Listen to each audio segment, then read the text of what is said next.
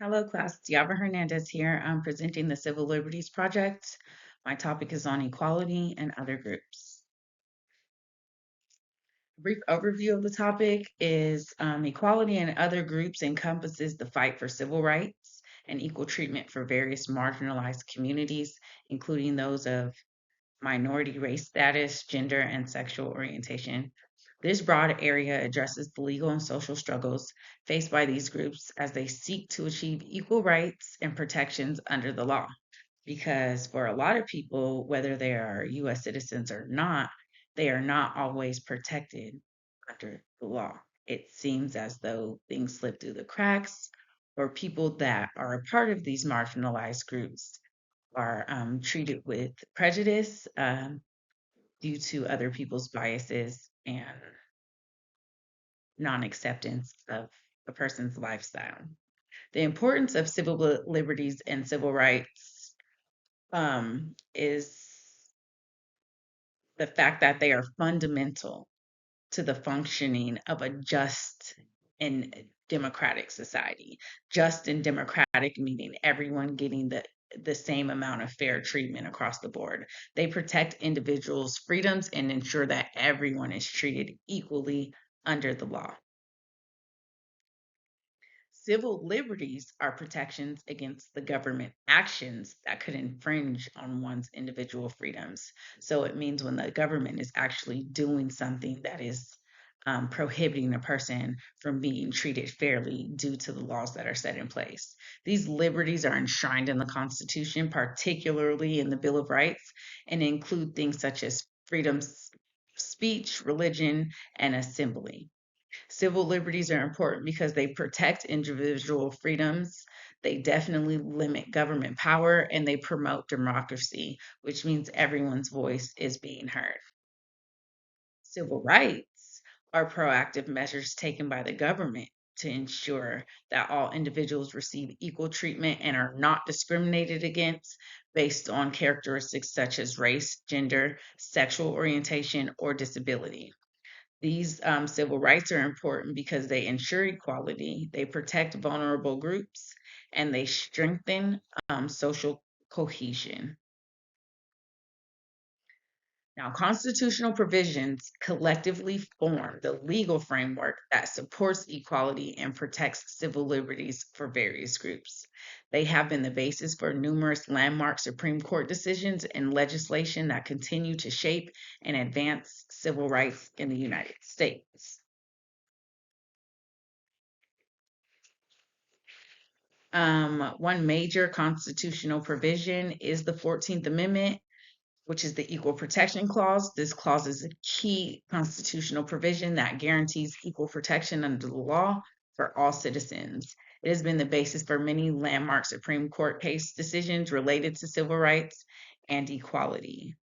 Some other relevant amendments or clauses are the 13th Amendment, which is the abolish of slavery. 15th Amendment is voting rights. Um, 19th Amendment, women's suffrage. The First Amendment, freedom of expression. So these constitutional provisions collectively are they're basically collectively making sure that they be the voice for these groups of people whose voices are being silenced or not heard, or it's just not allowing the law to apply to them in a fair and just way.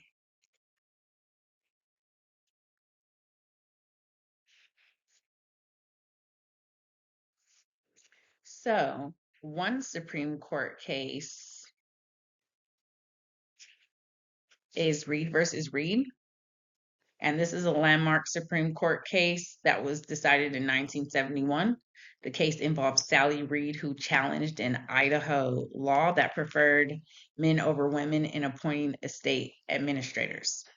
Sally Reed argued that this statute violated the Equal Protection Clause of the 14th Amendment, which prohibits states from denying any person the equal protection of laws.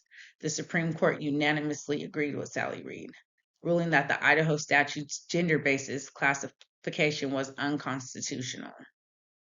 So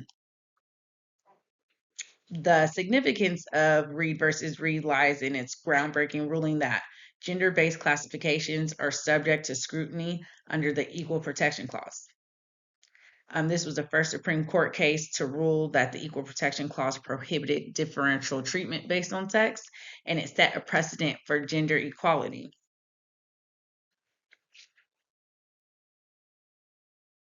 Craig versus Bourne was a significant Supreme Court case that was decided in 1976. The case challenged an Oklahoma statute that prohibited the sale of non intoxicating 3.2% beer to males under the age of 21 while allowing females to purchase it at 18. The plaintiff, Curtis Craig, a liquor vendor, argued that his gender based classification violated the Equal Protection Clause of the 14th Amendment. The Supreme Court ruled in favor of Craig, holding that the statute was unconstitutional. The court established that gender based classifications must meet the standard of intermediate scrutiny, meaning they must be substantially related to an important government objective. This is an important landmark case decision for gender equality. It basically established intermediate scrutiny for gender discrimination cases and strengthened the legal framework for challenging discriminatory laws.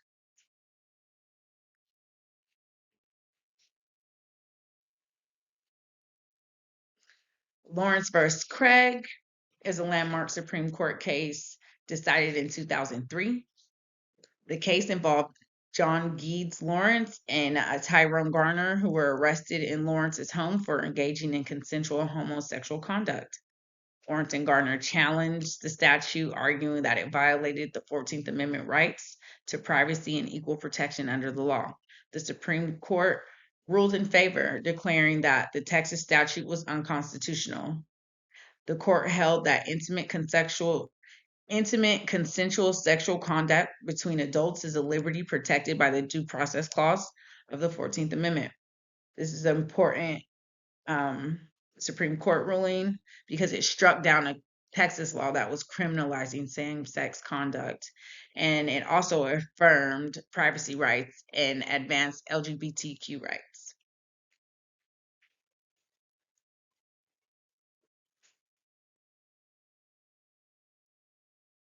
Now, legislation and executive orders are critical tools for advancing civil rights and promoting equality in the United States.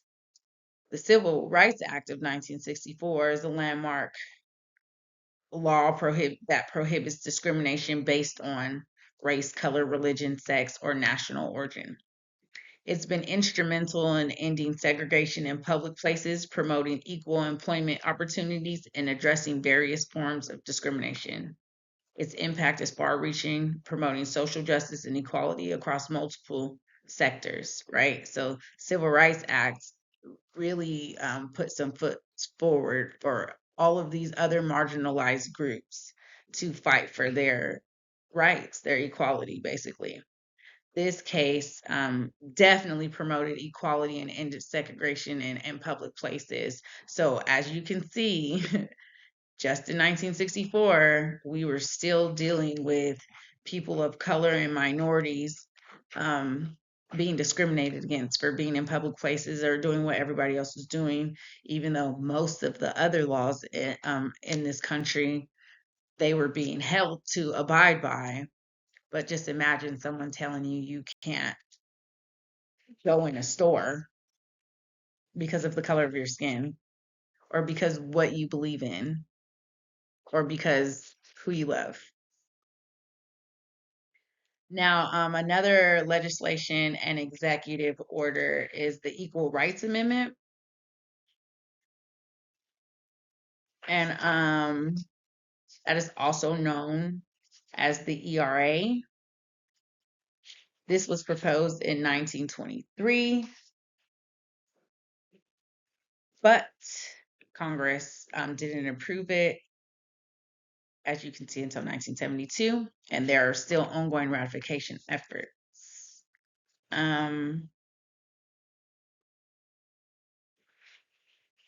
This legislation, this legislation order basically guaranteed equal rights for all citizens, regardless of sex.